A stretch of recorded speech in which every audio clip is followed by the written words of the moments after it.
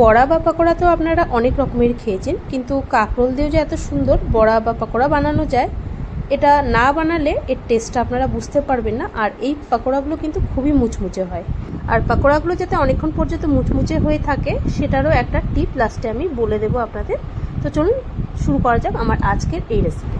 তো প্রথমে আমি ব্যাটারটা রেডি করে নিচ্ছি। তো একটা পাত্রে প্রথমে পরিমাণ মতো বেসন দিয়ে দিলাম। এখানে প্রায় 1 কাপের মতো বেসন নিয়ে নিলাম। তো আপনারা আন্দাজ মতো এখানে বেসনটা আপনারা নিয়ে নেবেন যতটা বানাবেন। এবার বড় 2 চামচের মতো চালের গুঁড়ো দিয়ে দিচ্ছি। কর্নফ্লাওয়ারও দেওয়া যেতে পারে, তবে আমি চালের গুঁড়ো আর বেসনটা দিয়েই করছি। এবার ছোট 1/2 চামচ লবণ দিয়ে দিলাম।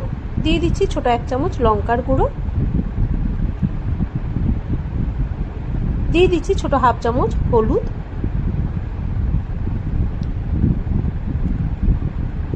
দিয়ে দিচ্ছি কালো জিরে ছোট 1/2 চামচ।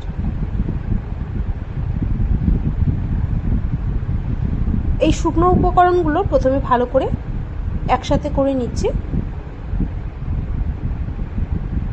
এবার অল্প অল্প করে জল দিয়ে ব্যাটারটা তৈরি করে নেব।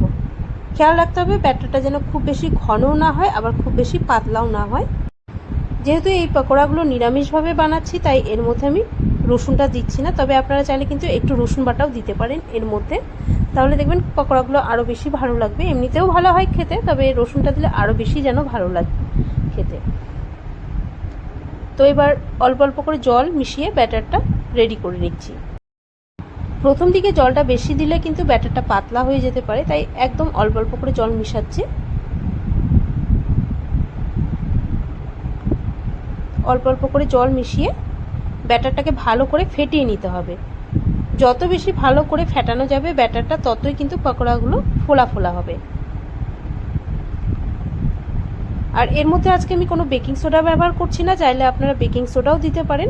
তবে ভালো করে যদি ফেটিয়ে নেওয়া যায় তাহলে কিন্তু আর বেকিং সোডা দেওয়ার দরকার পড়ে না। তো একদম অল্প অল্প করে জল মিশিয়ে ব্যাটারটাকে এবার একটু ফেটিয়ে নিচ্ছি। 2-3 মিনিট ব্যাটারটাকে ভালো করে ফেটিয়ে নেব।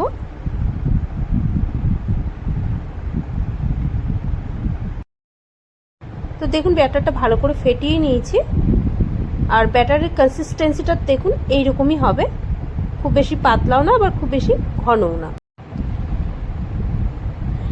ব্যাটারটা রেডি হয়ে গেছে, এক সাইডে রেখে দিচ্ছি। এবার কাঁকরোল কেটে নেব। 2টো কাঁকরোল নিয়েছি। 2টো কাঁকরোলেই কিন্তু অনেক কটাই পকোড়া হবে, তবে আপনারা অবশ্যই আপনাদের পরিমাণ মতো এখানে কাঁকরোলটা নিতে পারেন। তো কাঁকরোলের 2 সাইড থেকে প্রথমে একটু কেটে বাদ দিয়ে তারপর ওপরের যে অংশটা আছে একটু চেঁচে ফেলে দিচ্ছি।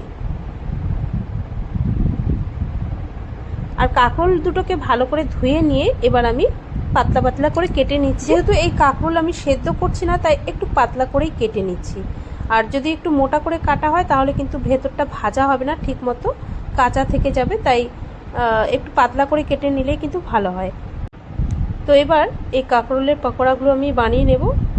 কড়াই বসিয়ে পরিমাণ মতো সাদা তেল দিয়ে দিচ্ছি। তেল গরম হয়ে গেছে, আর এই কাঁকরোলের মধ্যে আমি একটু লবণ মাখিয়ে নিচ্ছি। আপনারা কিন্তু লবণটা মাখিয়ে 5 মিনিট একটু রেখে তারপর এই পকোড়াগুলো বানিয়ে নিতে পারেন, তবে আমি সাথে সাথে লবণটা মাখিয়ে এই পকোড়াগুলো ভেজে নেব।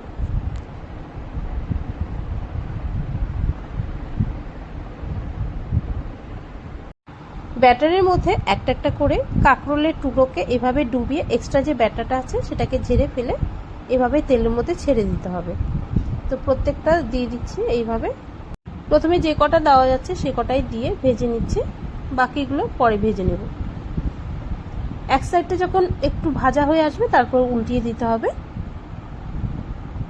এদিকে গ্যাসের ফ্লেমটা একটু বাড়ানো ছিল, সেই জন্য একটু পুড়ে গেছে। তো আপনারা মিডিয়ামে রেখে কিন্তু উল্টিয়ে পাল্টিয়ে ভেজে নেবেন, তাহলে দেখবেন ভেতর থেকেও কাঁকরোলটা সুন্দরভাবে ভাজা হয়ে আসবে, মানে কাঁচা থাকবে না। আর গ্যাসের ফ্লেম বাড়িয়ে দিয়ে যদি ভাজা হয় তাহলে উপরটা বেশি তাড়াতাড়ি পুড়ে যাবে, ভেতরটা ভাজাই হবে না।